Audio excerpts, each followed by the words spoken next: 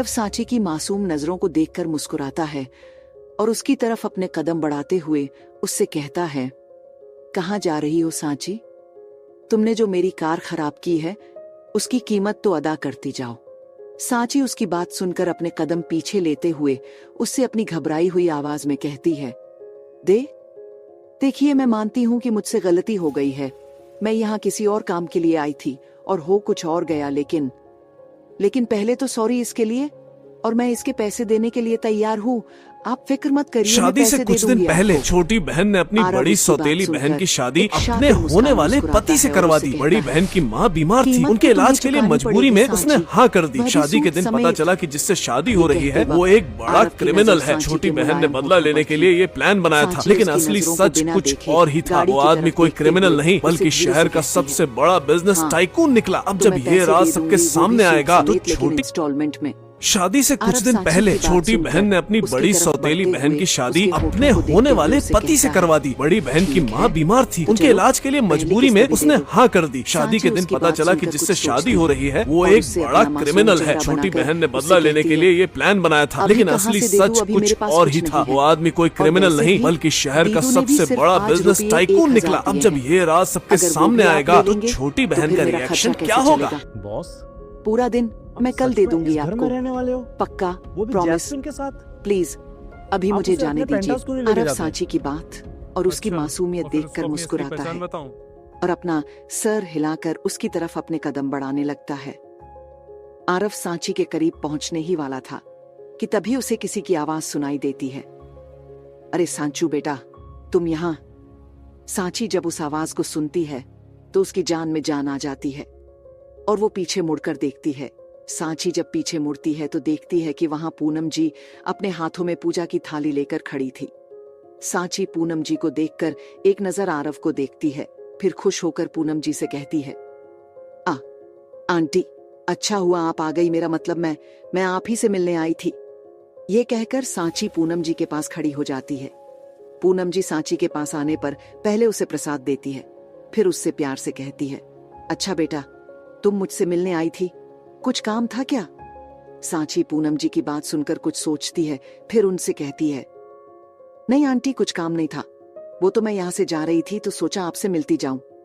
फिर सांची आरव को अपनी तिरछी नजरों से देखती है और पूनम जी से कहती है, अच्छा आंटी, अब मैं चलती हूँ। ये कहकर जैसे ही सांची जाने लगती है तभी पूनम जी उसे रोककर उससे कहती है, अरे ऐसे कैसे, पहली बार तुम हमारे घर आई हो, चाय नाश्ता कर जाओ।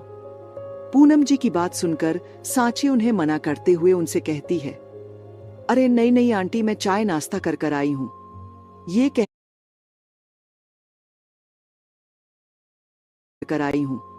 ये कहकर सांची एक नजर आरव को देखती है जो उसे ही मुस्कुरा कर देख रहा था। पूनम जी जब सांची को कहीं देखता हुआ पाती है तो वो उसकी नजरों का पीछा करती है। पूनम जी जब सांची की नजरों का पीछा करती है तो वो देखती है कि सांची आरव को देख रही है और आरव सांची को एक प्यारी सी मुस्कान के साथ देख रहा है।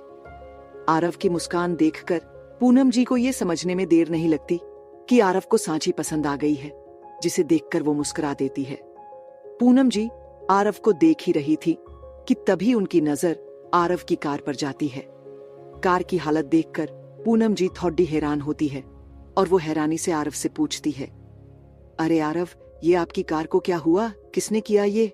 पूनम जी की बात सुनकर सांची हड़बड़ा जाती है और अपनी नजरें नीचे कर कर इधर उधर देखने लगती है। वही आरव पूनम जी की बात सुनकर एक नजर सांची को देखता है, फिर मुस्कुराकर उनसे कहता है, कुछ नहीं मासा, एक जंगली बिल्ली घर में घुस आई थी, उसने ही मेरी गाड़ी का ये हाल किया है। आरव की बात सुनकर पूनम जी कुछ सोचने लगती है। वही सांची जब आरव की बात सुनती है तो वो उसे घूरने लगती है। वही आरव जब सांची को खुद को घूरता पता है तो वो अपनी एक आंख ब्लिंक कर देता है, जिसे देखकर सांची गुस्से से अपना मुंह फेर लेती है और पूनम जी से कहती है, अच्छा आंटी, मैं चलती हूँ। ये कहकर सांची जाने लगती है, तभी उसके कन्नों में पूनम जी की आवाज पड़ जाती है, रुको बेटा, आरव तुम्हें कॉलेज छोड़े डाचे देगा। सांची जब पूनम जी की बात सुनती है तो उसके कदम रुक जाते हैं और उसकी आंखें हैरानी से बड़दी हो जाती है। वही आरव जब पूनम जी की बात सुनता है तो उसके चेहरे पर एक शातिर मुस्कान छा जाती है। फिर पूनम जी आरव के पास जाकर उसे उम्मीद भरी नजरों से देखकर उससे कहती है, बेटा, क्या तुम सांचू को उसके कोलाज छोड़ दे दोगे? पूनम जी की बात सुनकर आरव सांची को देखते हुए पूनम जी से कहता है, शादी से कुछ दिन पहले छोटी बहन ने अपनी बड़ी सौतेली बहन की शादी अपने होने वाले पति से करवा दी। बड़ी बहन की माँ बीमार थी, उनके इलाज के लिए मजबूरी में उसने हाँ कर दी। शादी के दिन पता चला कि जिससे शादी हो रही है वो एक बड़ा क्रिमिनल है। छोटी बहन ने बदला लेने के लिए ये प्लान बनाया था, लेकिन असली सच कुछ और ही था। वो आदमी कोई क्रिमिनल नहीं बल्कि शहर का सबसे बड़ा बिजनेस टाइकून निकला। अब जब ये राज सबके सामने आएगा तो छोटी बहन का रिएक्शन क्या होगा? की तरफ इशारा कर उससे कहता है, चले सांची जी। सांची आरव की बात सुनकर नकली हंसी हंसते हुए अपनी गर्दन हाँ में हिलती है और अपने धीरे कदमों से उसकी तरफ बढ़ने लगती है। सांची उसकी शादी से कुछ दिन पहले छोटी बहन ने अपनी बड़ी सौतेली बहन की शादी अपने होने वाले पति से करवा दी। बड़ी बहन की माँ बीमार थी, उनके इलाज के लिए मजबूरी में उसने हाँ कर दी। शादी के दिन पता चला कि जिससे शादी हो रही है वो एक बड़ा गाड़ी खराब करने की क्या सजा देगा? कैसे निकलूं यहाँ से? अब आप ही मुझे यहाँ से निकालो। ये सोचते हुए सांची आरव की कार के पास पहुँच जाती है, पर जैसे ही सांची आरव की कार में बैठने वाली होती है तभी उसके कानों में किसी की आवाज पड़ ढहती है। जब सांची उस आवाज की तरफ देखती है तब उसकी आंखों में चमक आ जाती है। कौन है जिसे देखकर सांची की आंखों में चमक आ गई? और क्या आरव को सच में सांची पसंद आ गई है? जानने के लिए सुनिए इस कहानी का नेक्स्ट चैप्टर।